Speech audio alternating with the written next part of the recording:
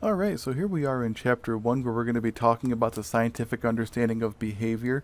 And it's really important that we lay this groundwork to kind of see why we are doing research methods, other than it being a required class. We want to talk about the importance of doing good research, parsing out what good research looks like, and being able to figure out when we are coming across bad research. Lots of times we talk about where we find information and how important it is to find it from the right places, and we're going to talk about some of the reasons for that and some of the ways that we know information. So let's jump right into it and talk about the importance of research methods. So a lot of times jobs require research findings. So if you're a social worker, an entrepreneur, police officer, an educator, a road worker, no matter what it is, you require research findings. And you may think of things like, well, a road worker. Well, yeah, road workers do need to have research findings. They need to figure out what the importance is of traffic patterns and how to stop traffic in one direction or another most effectively, or which substrate to use underneath asphalt. Okay, that comes from research. It might not seem like it's a lot of in-depth research, but believe me, it is. Social workers obviously use research to know best practices. Entrepreneurs want to know the best way to start a business. Police officers need to know the best way to protect and enforce the law. Educators need to know the best way to teach somebody something. Call that pedagogy. So there are lots of different ways that we require research findings in everyday life. So everyday information does require research. You can't just say something and it to be true unless it's been researched. Lots of times we'll say things and it probably aligns with the truth because of common knowledge and things like that. And we're not talking about things like the sky is blue. That's kind of one of those things that everybody takes for granted. But we are talking about information that has to do with just regular observations of the everyday world. We also understand that scientific understanding drives policy. So we need to know what kind of policies are in place, and we can find them out and what the best policies are based on the research that's gone into it. We might think that policies are just arbitrary rules that are put in place, but really they're based on research, based on understanding what the problems are that need to be fixed. So we can't rely on the poor practice of research methods. In order to develop the understanding of the world, we have to find the good practice of research methods and figure out ways that we can understand the world from the proper perspective that's based on scientific reasoning. We're going to talk about several ways that we know information, and that's kind of an italicized know. How do we know something? So there are several aspects, and we're going to talk about three basic categories. The first is intuition and anecdotal observations. The second is authority, and the last is empiricism. Let me spell that right. A little typo there. Boop. All better. So let's go ahead and jump into what each of those is.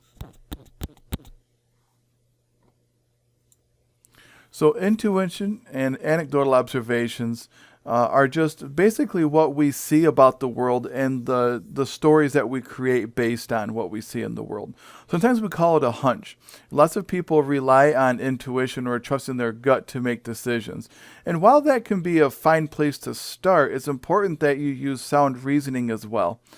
Because our guts can be flawed. Our feelings can be flawed in the way that we understand the world. Not that our feelings are wrong necessarily, but the way that we interpret our feelings in terms of the scientific understanding of the world can be flawed. By the way, scientific reasoning can also be flawed, so nothing is perfect, but if we're talking about a spectrum of ways that we understand and know information, intuition, going with our gut, and anecdotal, so our own experiences, can be more flawed. So the personal judgment can also be flawed. We can be wrong.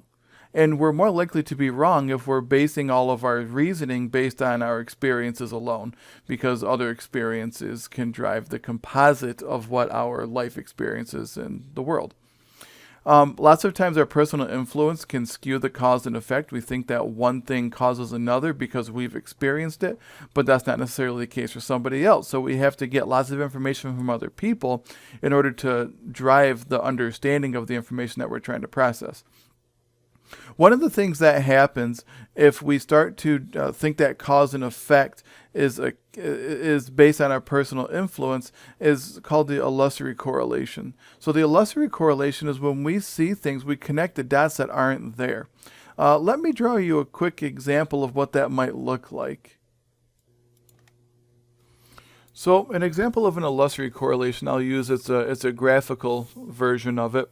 So an illusory correlation might look something like this. So if I draw this kind of thing, whoop, and then this kind of thing. So I'm kind of drawing these Pac-Man type shapes. Okay. So if I draw that shape, and I know it's a little bit sloppy, but that's okay. If I draw this shape, you might perceive there to be a triangle in here, and you do that kind of by, in your brain, you connect these dots, and you get kind of this triangle-looking figure. That's an illusory correlation that comes from perceptual psychology. You create some kind of connection between these shapes that isn't there. And we can do that an awful lot based on our experiences. We may think the world is one way based on what we know. So we might think that, well, geez, I got pulled over for speeding and I got 2 tickets this year. Man, everybody must be getting tickets out there. Well, maybe, but probably not. Probably you got a couple tickets this year, and that seems like a lot for you, and you think that is happening to everybody else. That's an illusory correlation. So just using intuition and anecdotal observations can lead to these illusory correlations, and it becomes an improper way of knowing. We really need to ask other people if they're getting tickets in order to know that information. We can't just base it on our own personal experiences. So another way of knowing is relying on authority. And we have to be careful because once we place our trust in an authority, it becomes kind of almost like a faith-based idea where we just we trust whatever they say no matter what they say. So we think of things like the internet, news, books, government officials, religious figures, celebrities, professors. Well, actually, that's reasonable. But everybody else, this authority, I'm just kidding, by the way. Your professors are allowed to make mistakes. That happens sometimes. I don't know anybody like that at Olivet College, but some people probably do. So when we rely on authority, what we're doing is we're saying that because somebody is in a position that is elevated somehow in our field, we must trust them. We must believe what they say to be true. And that can be false. And I'm not even talking about this notion of what we call fake news. That's not what we're talking about. We're talking about the fact that just because it's printed on paper in the newspaper means that it is the right thing. The government officials can be wrong. Religious figures can be wrong. Celebrities can be wrong.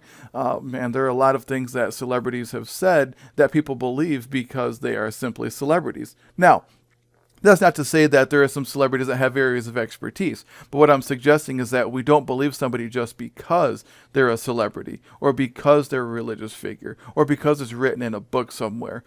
We know that there are different levels of books. If Dr. Seuss writes in a book, something about the world observations, we don't just accept that for truth.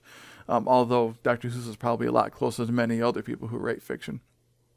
But if it's written in a textbook that's edited by people that are experts in the field, you can start to think that that's more truthful. Same thing with magazines. If you're reading a magazine or you're reading an online article that's from a magazine, that doesn't mean that it's a good way to know something. It's because people can edit their own articles and they have in-house editors that may not be experts in the field that the people are writing about in that particular article. But if you're reading a journal article that's peer-reviewed, that's a better way of knowing. So there are levels to the authority that you are reading about or that the resource comes from. You just have to make sure that you are parsing out the appropriate way for you to understand how reliable that authority is.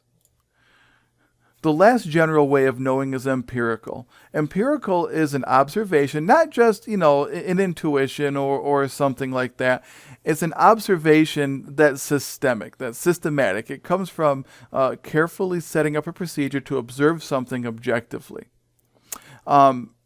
what we do with empirical methodology is we set up a basis for conducting our study. We do research on the topic. We set up the proper method to be able to study the observation that we are trying to make. We make statistical, usually, inferences from it, either qualitative or quantitatively. And we go beyond what we know. We try to set aside what we believe we know. And we do this in a way that's objective.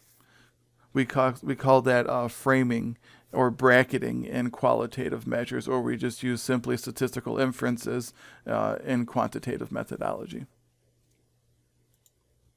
Now, when we want to know something, again, we use that scientific approach. And the scientific approach is based on 4 principles: that data play a central role. So the numbers or the observations that we have play the central role, not our hunches, not what we believe to be true, but the actual data that we get. The interesting thing about the data that we get is that, unfortunately, it can be wrong despite our hunches. But that's what we're testing, right? We're trying to test and see if our hunches are correct. We start with this theory based on our own personal observations, and then we start to develop a way to test that theory using data. And data can support or not support our theories. It's very interesting. We'll get into more on that later on in this course. Scientists are not alone. We work with each other. We share information. We don't hide our research so that nobody else can see it or do anything with it. It's not necessarily competitive. We want to put our information out there so that we can have a better understanding of the world. Science is adversarial. It's falsifiable. We have testable hypotheses that could be wrong. That's part of developing a hypothesis set, is that we want to see if our hypothesis is supported or not. So we want to test these scientific things that can be falsified. And if they can't be falsified, we're really not testing anything, are we? We can test the law of gravity, and we can say, well, geez, if I drop this ball, it either will fall or will not fall if there's gravity. Well, okay, that's not really falsifiable because we understand the law of gravity. Although it would be pretty cool if we did falsify the law of gravity. And I'm not saying like in a zero gravity or microgravity situation like outer space. I'm saying that if you were here on Earth and you dropped a ball and it didn't fall, that'd be pretty cool. It'd be magic. It'd be fun.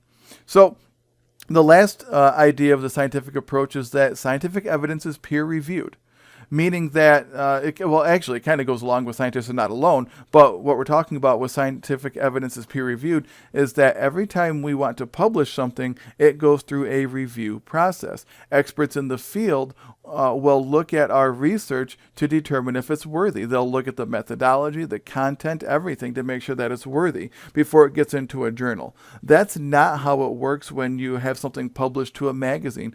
Even something like Psychology Today, you might have an editor who goes through and makes sure that the article that's being published by the person who submitted it is generally well written and things like that, but they're not experts in the field necessarily. They just want to make sure that it looks good on paper. But the peer review process is very rigorous to where more than 90% of the articles that get submitted to some prestigious journals get rejected because of the quality or the content. So when you think about where you're getting your data from or your information from, if you're looking at like Facebook or Instagram or whatever, guess what? That's not probably very scientific. Even if it's somebody who is doing a pretty good job of using a scientific approach, it's probably not going to be a scientific article that's going to pass the mustard because it's something that is just basically self-published where anybody can do that. Same thing as a website. A .com website, even if it's by a scientific body, can be very flawed because lots of times the people who are putting the information on the actual website are the webmasters, and they have no expertise in the field. They just know how to put content on a website. So when you're thinking about using information that's from a resource, you really need to figure out where it's coming from and the veracity of the resource that you're going for. Textbooks are pretty good. Encyclopedias work okay for general information. Certainly journal articles, sometimes newspapers if you're just looking for like when things happened in time. But other than that, you're probably not going to find very good references that have good veracity using a scientific approach. Certainly something like Wikipedia is not something you should be using. Yeah, granted, you can get good information from there, or at least use it for a launching pad for information, but Wikipedia is self-published. You put information on there, and somebody says, yeah, it looks like you used a reference, so we're going to go with it. Very little editing happens on Wikipedia, so please don't use Wikipedia. So in order to find the information and test its veracity, we use what's called scientific skepticism. Not meaning that we don't believe anything, meaning that we run it through this scientific process to make sure that what we're reading is believable, if that makes sense. We want to see that something is believable, and we run it through scientific inquiry. So if you're looking at a Facebook post and somebody is talking about whether or not it's safe to wear masks, and they're like, well, wearing a mask only stops the droplets coming from you, it doesn't protect you from somebody else. Okay, fine. Maybe that's true, maybe it's not, but I'm not going to believe it because somebody who's very excited about the topic put it on Facebook. I'm going to go find an article. I'm going to find somebody who's an expert on the field who is talking about the idea of disease transmissions and epidemiology, not somebody's Uncle Mike who read a Wikipedia article or who saw somebody wearing a t-shirt that said masks don't work or something like that. So scientific skepticism is about looking at information, understanding the information, then testing it against verifiable sources. Now, when we're talking about the scientific approach, we also have to talk about what's called pseudoscience. I have in Blackboard in the Chapter 1 content area a handout on the 10 characteristics of pseudoscience. And pseudoscience is basically something that looks scientific but really is not scientific according to the scientific method. A very good example of this are horoscopes. A lot of people put a lot of trust in horoscopes and things like that. There have been a lot of scientific tests that have proven that people are not able to relate to their horoscope unless they are told which horoscope is theirs, and we can talk about that if you'd like to. But generally, pseudoscience is when you see something that has some kind of vague face value of science but really isn't.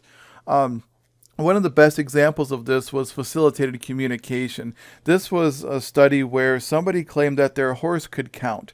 So they would put up the number of fingers, and the horse would, stomp its foot the number of fingers as if to say that it could count the number of fingers. Well, really what was happening is that there were subtle cues that were happening from the horse's trainer to the horse that the horse was picking up on and stomping whenever that cue happened. So it was called facilitated communication. So it's communication that was made easier by the cues of the individual. So it looked scientific. It looked like, well, geez, there's something about animal learning that we can understand about this horse that can count, when really it wasn't. It was pseudoscientific. There are lots of other examples of pseudoscience that you could look up if you were interested in doing that, but I want you just to understand that there are a lot of characteristics of pseudoscience that can be construed as scientific if you don't look at it with a critical eye. So, some general rules to follow if you're looking at something that's pseudoscientific is to be highly skeptical of scientific assertions that are supported by only vague or improbable evidence. If something looks very outrageous or it looks like this wonderful break in scientific endeavor, you can run it through scientific skepticism and find the sources and look at it for yourself. Don't believe it just because you read it somewhere. Okay? Go find out a good, credible, reputable reference for it and look at it from there. It says we also as much as you can do this using the proper channels, do an internet search for supportive evidence. Google Scholar is the minimum that I would use if I were going to make some kind of assertion about a scientific finding. You have access to some databases here at Olivet College through the library. So make sure that you're looking at some internet searches that are credible and supportive.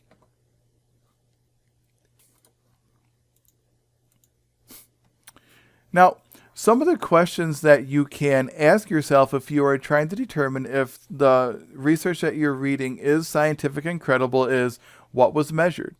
Are they indicating the things that were being measured, or are they just giving you some results? A scientific article should tell you what was being measured and not conceal anything. They also want to ask yourself, how did they know that one thing caused another? Looking at the way that they conducted the study, is there reasonable assurance that what they are studying was causative? That means that if they're studying the effects of eating fatty foods on cholesterol, how did they know that they were looking at measuring cholesterol versus somebody's pre-existing condition versus some kind of other influence on cholesterol, like lack of exercise or something like that? So you want to make sure that the article talks about how somebody ruled out other types of causes, how they talked about the fact that one thing led to another in terms of time, like we gave somebody a medication and then their cholesterol got better. Okay, did it happen in that order? So there are lots of things that we can look at other than that, but those are two of the main ones. We're going to talk about the three ways that we can look at causation in just a moment. The next question is, to what or whom can we generalize the results? When we found a finding, can we generalize this to other people? Or is the research so narrow that it really only applies to the people in the study? So if we have an experiment where we are trying to measure memory recall after a bunch of other tasks, we need to make sure that those other tasks are something that other people do in the real world. For example, let's say that we wanted to know if somebody could remember a list of 10 things after they run a mile, go grocery shopping, do their taxes, and complete a 1,000-piece puzzle all in one day. Okay, so it seems like, yeah, that'd be kind of cool to see if all those things interfere with the ability to recall. But the reality is that people don't do those things in a day. That's a lot of information, a lot of tasking that they have to do. And it's not something that many people do every day. So although it might indicate that it's difficult to remember things after doing a lot of complex activities, it's not generalizable to the rest of the population because people don't do that in general.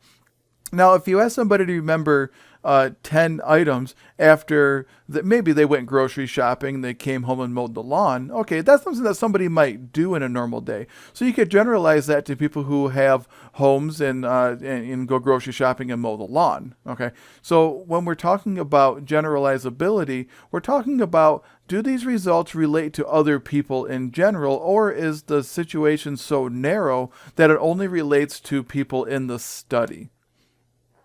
Now, we will talk about later in class in this course about the difference between experimental designs and quasi and non-experimental designs, and the difference between external and internal validity. But for now, we'll just leave it at, can we generalize the results to other people? If not, then what's the point? Okay. And then the last question is, have other researchers found similar results? Replicability is an interesting aspect of research to where we want to make sure that our results can be replicated in order to build on the evidence that we have for a particular claim. So we want to make sure that we are sharing results in a way that other people could replicate them so that we can produce good quality research from a variety of perspectives.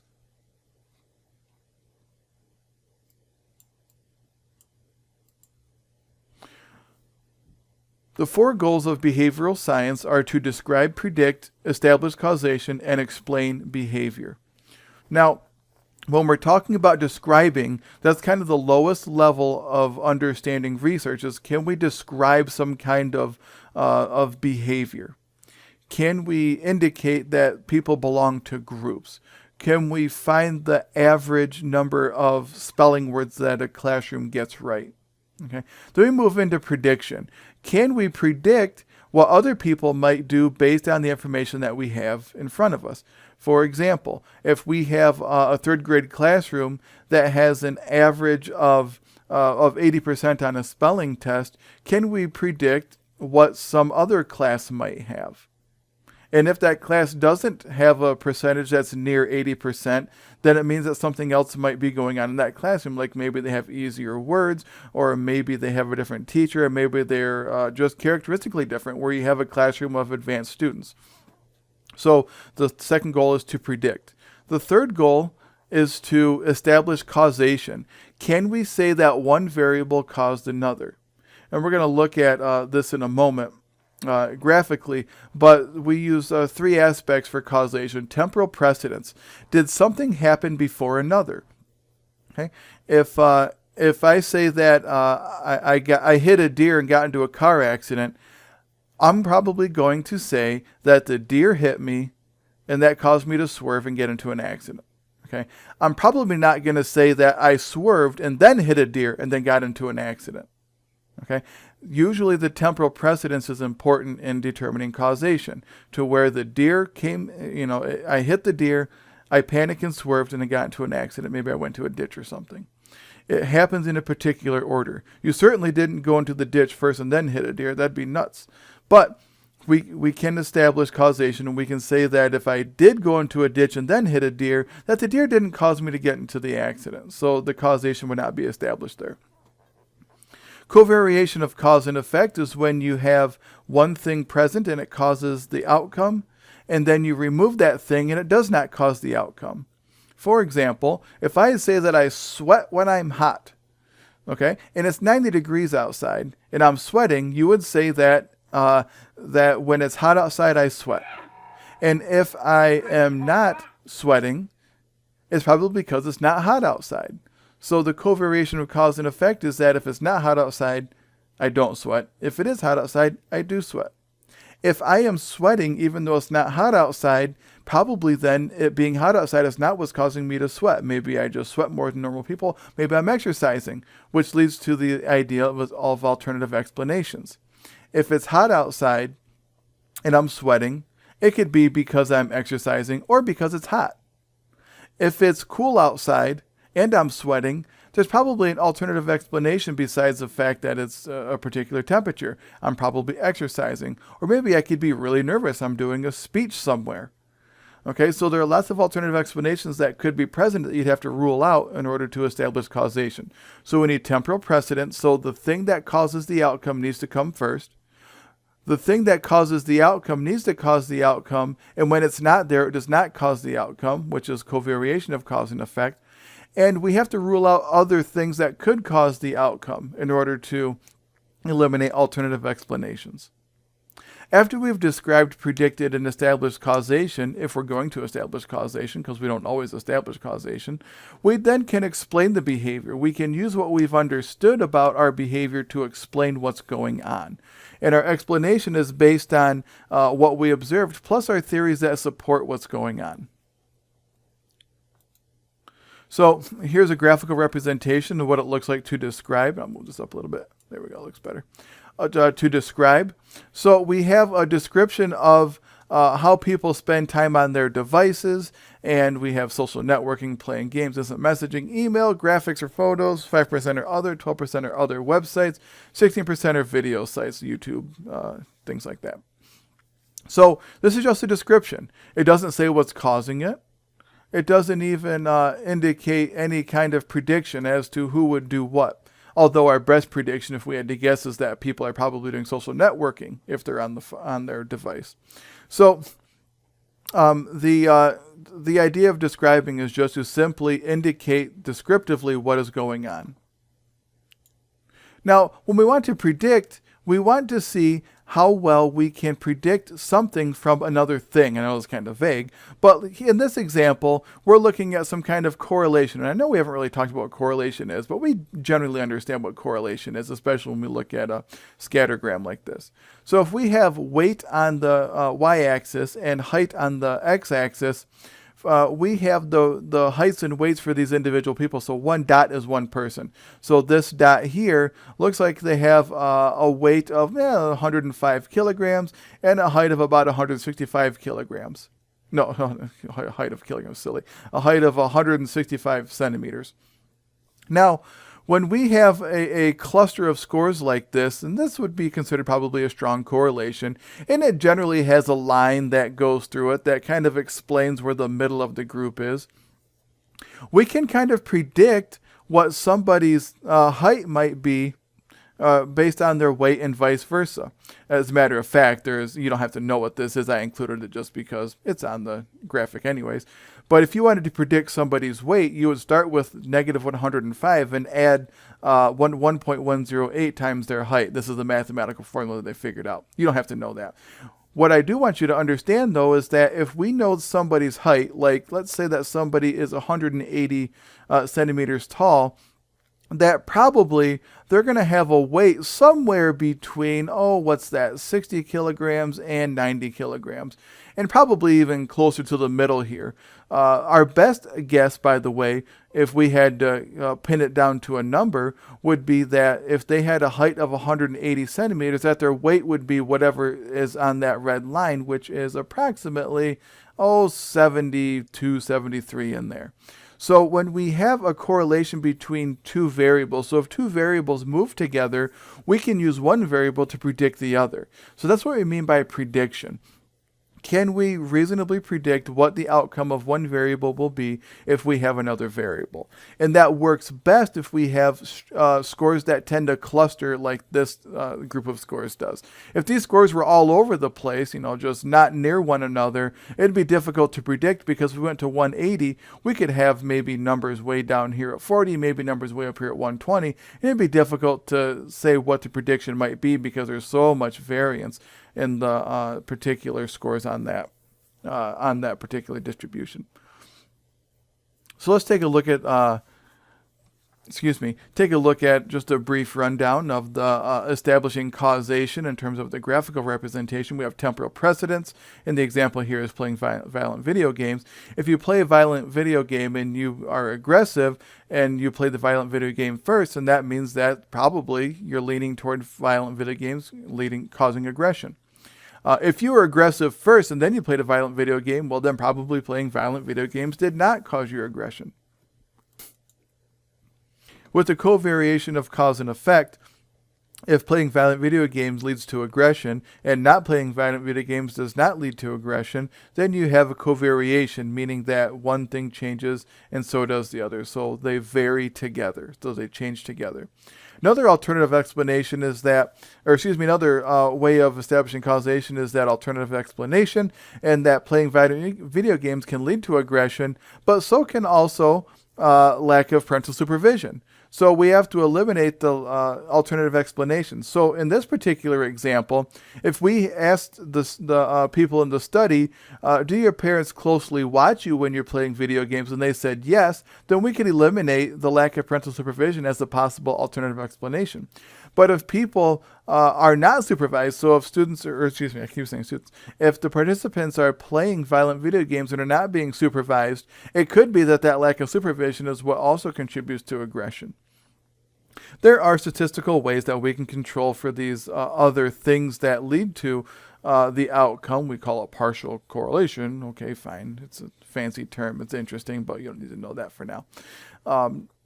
So the alternative explanation tries to rule out what else could be causing it as a way to establish that causation. So if things happen in a particular order, if when you have the cause present, it leads to the effect, and when the cause is not there, it does not lead to the effect, you are leaning toward causation. And if you rule out alternative explanations, then you can really solidify the idea that one variable is causing another. And last, we want to explain the behavior. So after we have described, predicted, and established causation, if we are going to establish causation, then we explain the behavior. We talk about how and why we found our information, how and why our results are the way that they are. And we usually base that on theory, something to explain it. So we find our results and we try to explain it. If you've ever read a research article, this explanation is found in the discussion section. Now, the last thing that we're going to talk about is the idea of basic and applied research. There are two basic ideas, and they are not necessarily completely distinct from another. So it's not like you can always easily say that one is applied and one is basic, because it's kind of on a continuum. So the basic research is trying to understand a fundamental question that's usually theoretical in nature. Even if you're testing it using a solid method, it's usually just testing the theory as opposed to applied research that looks to find a practical resolution to a problem that exists in the world. There can be tricky parts to it because there are some research articles that can appear to be applied but are actually basic, and some that appear basic but are actually applied.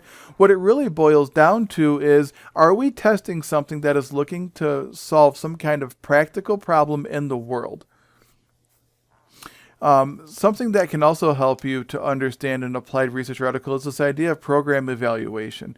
If you are looking to determine if something is cost-effective, practical, or effective in general, then you're probably looking at a program that you're looking to evaluate, and it's usually applied research. Usually the applied research is done privately and for singular agencies, and it's not usually distributed, although it can be published if it's an interesting article, and people can publish those things. But if we had something at Olivet College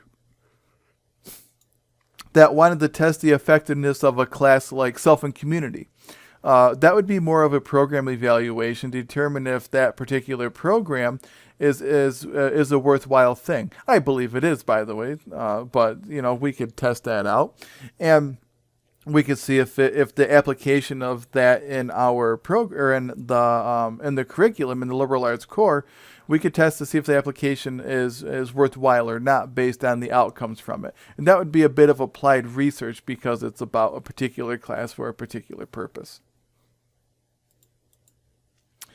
So it's important to understand that both types of research are very important. Okay, applied research is typically driven by advances made in basic research, and it's also something that will lead to the refinement of basic research. So it's not always possible to know where applied research will end. Sometimes you can go down a rabbit trail and you can find that, well, geez, now that we've found this finding that Self and Community isn't very practical, if that's the finding. I don't believe that would be the finding, but if it were, we could say, well, geez, Self and Community is actually not practical. Then the next question is, okay, what would be practical? What would be a good, worthwhile class for our students to take that would help them to understand the importance of being socially aware? So then we kind of go into a new line of study. Basic research is often the reason why applied research can't be conducted.